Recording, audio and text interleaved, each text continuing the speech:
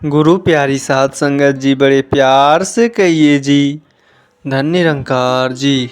आशा करते हैं कि आप सभी महापुरुष सद्गुरु माता जी के आशीर्वाद से जहाँ भी होंगे सेवा सिमरन और सत्संग करते हुए सद्गुरु के चरणों से जुड़ करके स्वस्थ होंगे, खुश होंगे। साध संगत जी, आज के टॉपिक का नाम है कि भगवान को कैसे भक्त प्रिय होते हैं। साध संगत जी, एक करोड़पति बहुत अड़चन में था, करोड़ों का घाटा लगा था और सारा जीवन की मेहनत डूबने के करीब थी।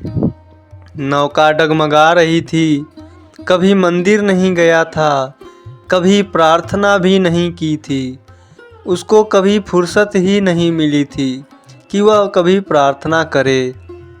साध संगत जी, पूजा के लिए उसने पुजारी रख छोड़े थे, कई मंदिर भी बनवाए थे जहां वे उसके नाम से नियमित पूजा किया करते थे।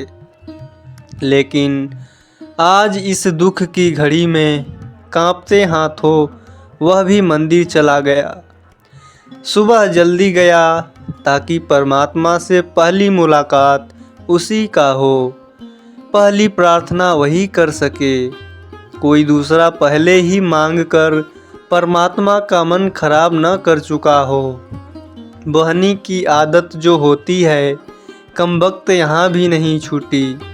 सो सुबह सुबह पहुँचा मंदिर में, लेकिन यह देखकर हैरान हुआ कि गांव का एक भिखारी उससे पहले से ही मंदिर में मौजूद था।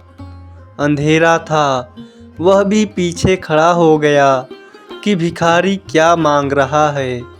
साध संगत जी, धनी आदमी सोचता है कि मेरे पास तो मुसीबतें हैं, भिखारी के प्यास क्या मुसीबतें हो सकती है। और भिखारी सोचता है कि मुसीबतें तो मेरे पास हैं, धनी आदमी के पास क्या मुसीबतें होंगी। एक भिखारी की मुसीबत दूसरे भिखारी के लिए बहुत बड़ी न थी।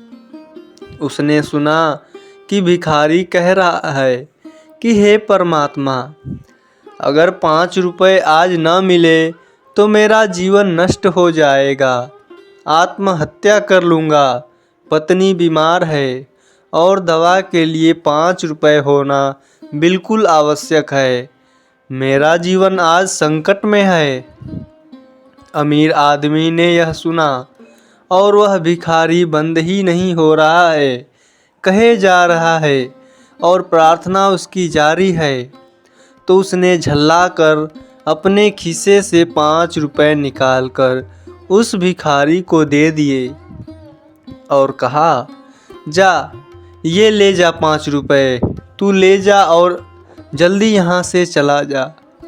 अब वह परमात्मा से मुक्ति हुआ और बोला, प्रभु अब आप ध्यान मेरी तरफ दें, इस भिखारी का तो यही आदत है।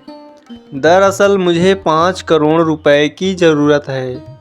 तब भगवान मुस्कुराकर उठे और बोले, एक छोटे भिखारी से तूने मुझे छुटकारा दिला दिया, लेकिन तुझसे छुटकारा पाने के लिए तो मुझको तुमसे भी बड़ा भिखारी ढूंढना पड़ेगा।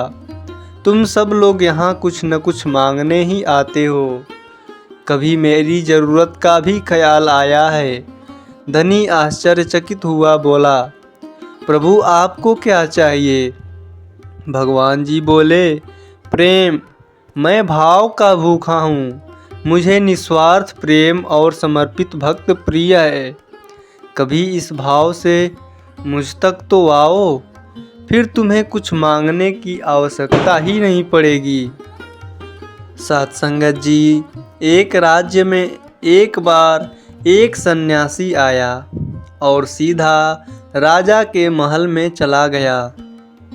उस सन्यासी की वेशभूषा को देखकर राजा के किसी भी सिपाही ने उसे अंदर जाने से नहीं रोका। वो सन्यासी सीधा राजा के दरबार में चला गया। सन्यासी को अपने सामने खड़ा देखकर राजा ने उनसे पूछा, आप कौन हैं और क्या चाहते हैं? सन्यासी बोला, मैं एक आध्यात्मिक गुरु हूँ और प्रवचन देने के लिए दूसरे राज्य जा रहा था, लेकिन अब दिन ढलने को आया है, तो मैं आज रात आपके महल में ही रुकूंगा। रात बिताने के लिए बस मैं थोड़ी सी जगह चाहता हूँ। सन्यासी की बात को सुनकर राजा बोला, ये एक राजा का महल है, कोई विश्राम स्थल नहीं। जो आप यहाँ रात में रुकना चाहते हैं, आप बाहर जाइए, वहाँ रहने की आपको कोई ना कोई जगह मिल ही जाएगी। सन्यासी ने राजा से फिर प्रश्न किया, महाराज, क्या मैं जान सकता हूँ कि आपसे पहले ये महल किसका था? राजा बोला, मेरे पिताजी का था, क्योंकि मुझसे पहले वही राजा थे। सन्यासी ने फिर प्रश्न किया, अच्छा, तो आपके पिताजी कहाँ हैं? राजा बोला, अब वो इस दुनिया में है नहीं, उन्हीं के बाद तो मैं राजा बना हूँ। अच्छा, आपके पिता से पहले ये महल किसका था? सन्यासी ने दोबारा प्रश्न पूछा। अब राजा को गुस्सा आने लगा, लेकिन फिर भी उसने शांत होकर जवाब दिया, मेरे पिता से पहले यह महल मेरे दादाजी का था और अब वो भी इस दुनिया में नहीं हैं। अब सन्यासी बोला, ये जगह जो ना कल तुम्हारी थी और ना ही तुम्हारे जाने के बाद ये किसी और की होगी। इस संसार में लोग कुछ ही समय रह पाते हैं और फिर अपने घर चले जाते हैं। जहाँ हम अपना समय बिताते हैं वही हमारा विश्राम स्थल है। ना तुम इसे अपने साथ लेकर जा पाओगे, ना ही कोई और। बताओ, ये महल एक विश्राम स्थल नहीं है तो और क्या है? राजा उनकी बात समझ गया और हाथ जोड़कर माफ़ी मांगने लगा। उसने सन्यासी को रुकने को जगह दे दी। सन्यासी ने समझाया कि सिर्फ भक्ति ही साथ जाएगी तुम्हारे साथ। आपके किए हुए अच्छे कर्म और बड़ों का आशीर्वाद ही आपकी असल पूंजी है।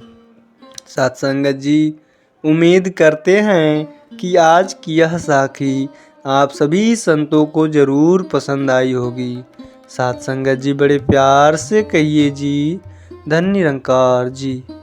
जन्म और मृत्यु ये तो शरीर का ही संभव है, आत्मा तो सत्य सनातन आदि अंत से आगे परमात्मा स्वरूप है। इस तरह से जो भी जीव जान जाता है वह जन्म मृत्यु की भंवर को पार कर जाता है। सिमरन वह नशा है जो कभी छूटता नहीं है। सतगुरु वह भरोसा है जो कभी टूटता नहीं है। जिसे आदत है बैठने की संतों के संग में, भव सागर में फिर वह कभी डूबता नहीं है। अगर जूता और नींबू लटकाने से आपकी गाड़ी दुर्घटना से बच सकती है तो आपका जीवन भी बहुत कीमती है। एक जूता और नींबू गले में भी लटका सकते हैं,